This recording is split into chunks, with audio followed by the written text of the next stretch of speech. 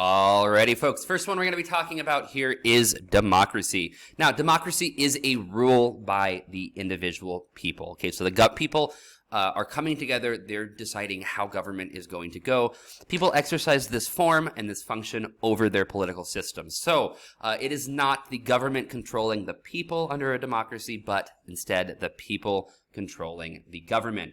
This often includes elections where individuals will elect people they want to represent them. Okay, a republic could fall under a form of a democracy. We have protection of human rights and civil liberties in a democracy. So human rights, the individual rights of an person, okay, particularly thinking about John Locke right here, life, liberty, and the pursuit of property or the pursuit of happiness, they're individual civil liberties, okay, so the rights that people kind of are naturally given, their natural rights, really are protected, or I should be protected, that is under a form of democracy. Democracy is all about freedom of expression. Individuals have the right to state really what they believe and to speak their mind, particularly about government, and that rule of law / leadership of who's controlling the country is ultimately decided through a majority. So the people get together, they all decide what they want to happen, whatever the majority of the people want to happen, that is what is going to happen. This is the most common form of government in modern society, just the way it is. Okay, the vast majority of countries on earth use democracy in some form. There is varying degrees of democracy, how democratic something really is. That is important to understand. It's also important to understand that just because a country calls themselves a democracy does not necessarily make them a democracy. Okay, probably the best example of this would be the Democratic People's Republic of North Korea. Certainly not a democracy. However, it is written into the name. Okay, some current examples of this one. Norway, according to the World Population Review in 2021, on the most recent example at the time of me recording this, was the most democratic country on earth. These rankings are based on the electoral process, so the way that people get to have a say in government, and then pluralism, so the number of people that are actually involved in the decision-making process, how well the government actually functions, political participation of the populace, okay, so the population, how well people actually participate in government, their culture and the political culture, and then the civil liberties as well. If you look right here on this map, this is an interesting one to look at.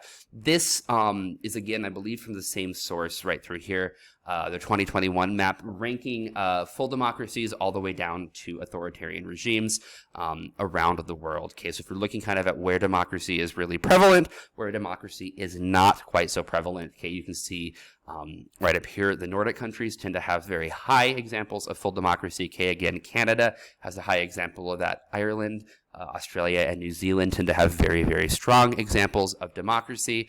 The United States tends to be a flawed democracy, which is interesting considering the United States is kind of the country that everyone first thinks of when it talks about a democracy. Okay, you have other examples over here, like the DRC, Democratic Republic of the Congo, in Africa, kind of ironic right through there. Again, looking at the name, North Korea, we see over there, we see Yemen, Turkmenistan.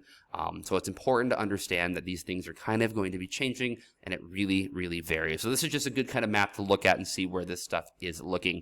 Right here is a 10-year democracy index change. We're going to talk about this a little bit in class, and we'll discuss kind of some of the things we've seen right through here.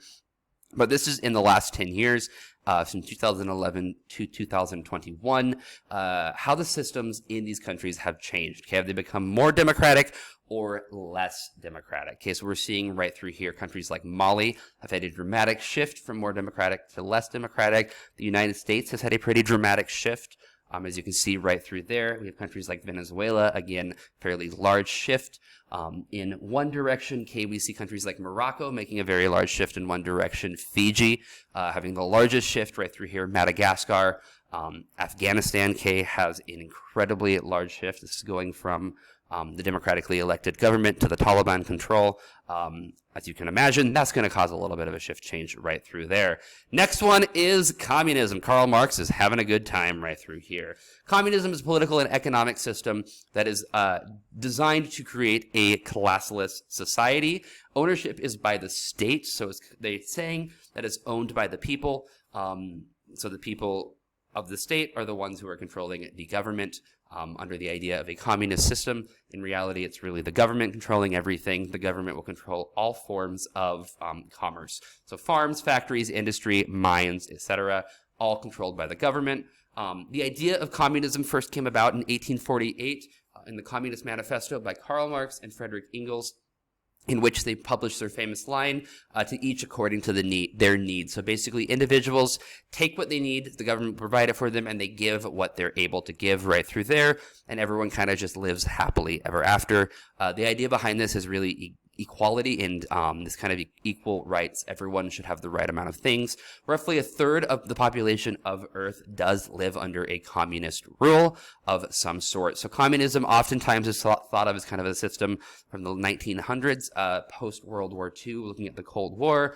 In 1989, a lot of communist countries kind of started to fall, particularly throughout Europe, but it's still important to understand that even today, a third of Earth does live under a communist rule. So communism certainly is not gone. Some current day examples of this we can see right through here. We have Cuba, we have North Korea, Vietnam, China, and Laos. These are the 5 countries that are communist. Example, if you look right here, China, incredibly large population. Again, that's going to be the reason largely that a third of the population on Earth does live under communist rule. Again, Vietnam, North Korea, Laos have these large populations. Notice their location of all of them, and Cuba's kind of the odd duck out right through here. I spelled that wrong, forgot the S on Laos right through there. Oh well, it happened, okay? Post-war Europe is a good historical example. Again, particularly the East, in case we get the Soviet Union, we get Yugoslavia, communist Poland, we get East Germany, Romania, Bulgaria, all those countries right through there. They're no longer considered communist countries because they're not, but communism was alive and well at that time. The next one to talk about is fascism. Now, fascism, Big Brother is watching you, is characterized by an extreme military and extreme military nationalism, a contempt for democracy. So democracy is something that they look on negatively. Political and cultural liberalism, going right through here again, and a system of political elitism. So you have certain individuals who are in control of the government. They are seen as kind of the ones who run the show, and you're not going to step in and intervene with them. The needs of the nation are more important than the needs of the people. So, for example, if it costs a lot of money to maintain homes for individuals who are sick, let's just kill them because that money could be used on something more efficiently, like the military, for example, because they're a waste on society. They're draining society, according to the ideas of fascism. This is seen as an extreme form of conservatism. Okay, so we're looking again at the right. Take it to the extreme, and you've got fascism. Currently, there are no examples. However, there are fascist movements alive and well in many countries. Probably the best example currently would be Hungary. Hungary has some large fascist movements going on. The United States has a fairly decent-sized fascist movement happening. Historically, we have Nazi Germany. Italy under Benito Mussolini was going to be the first one who really brought about this idea of fascism. Hitler took it over later.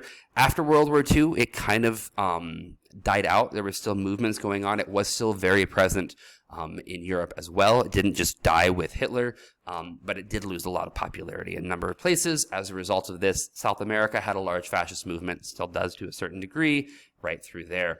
Dictatorship, the next one, we'll talk about that, man, right through there, okay? A dictatorship is where a single group or a person has the absolute authority over a country. There is little to no constitutional restraint, so no laws really control what they do. The dictator can get away with really whatever he wants. I do say he.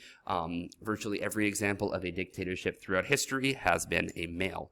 They often come to power through corruption, using fraudulent election or coups, so they just kind of take power, or they rig an election in order to take power.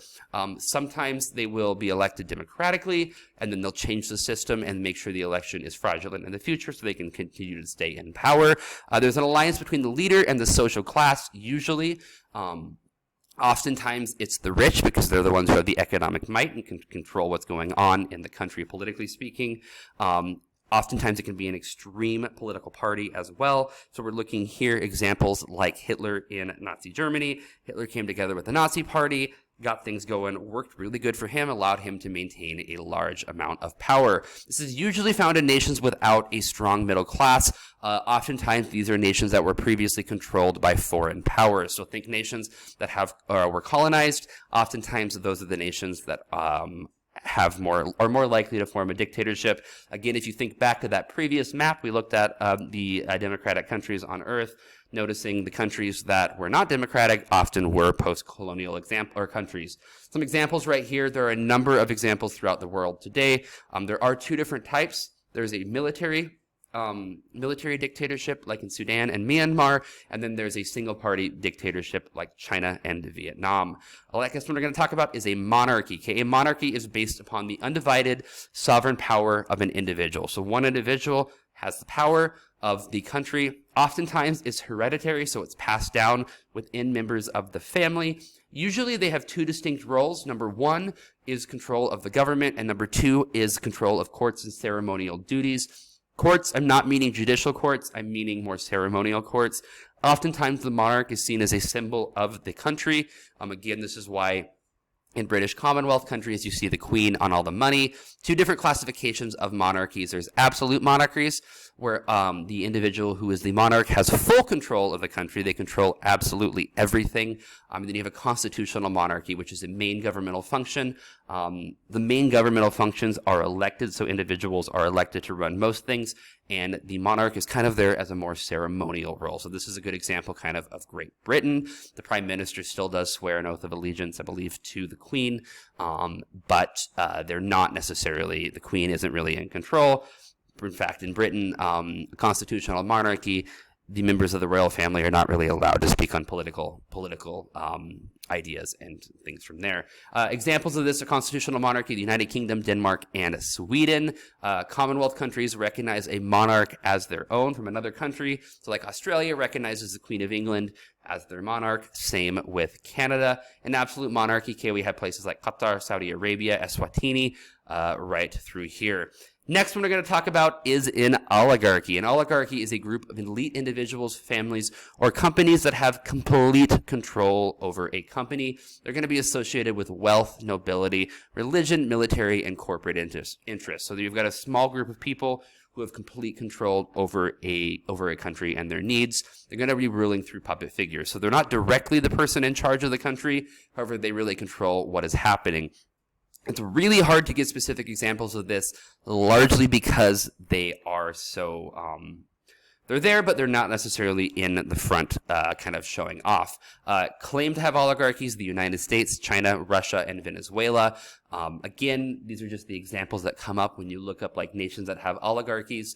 Again, some of these you can see falling into different categories. Oftentimes, this would be argued as why these countries would be considered a flawed democracy, particularly looking at the United States right through here. But again, oligarchies are present in certain extent throughout certain ways. It is important to understand that.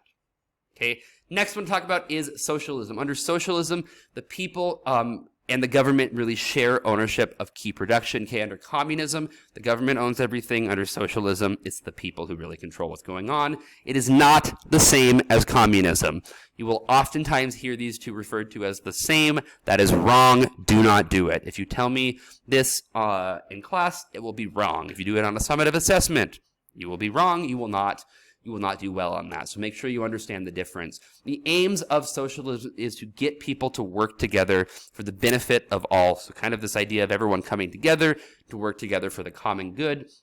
The people own really what's going on, and they elect individuals to have the day-to-day runnings of a country done by these elected officials. Now, some examples right through here predominantly are going to be used in Europe. Okay, if we look at the world population view map of 2022, these are the examples of countries that are considered socialist by that individual organization. Now, individuals in these countries, these official countries' governments would probably disagree with a lot of that. However, they have a large number of socialist policies going on. Some countries, again, for example, Peru has elected recently a socialist as their president. You see examples of this going on in Germany, Italy, France, Portugal, Tunisia. So you have different socialist movements going on, countries that have different socialist policies. Again, socialism is not communism. Understand the difference right through here. Okay, being called a socialist doesn't mean it's true. So if someone says this idea is a socialist idea, or this person's a socialist, doesn't necessarily mean it's true. So do understand, just because someone's saying it doesn't mean it's true. Just like countries call themselves democratic and they're not really, just calling yourself a socialist doesn't mean you're actually a socialist. And that is all for now. If you have questions, comments, please let me know. Bit of a longer one, but a lot of information. So we'll talk about this in class. I will see you later. Good luck.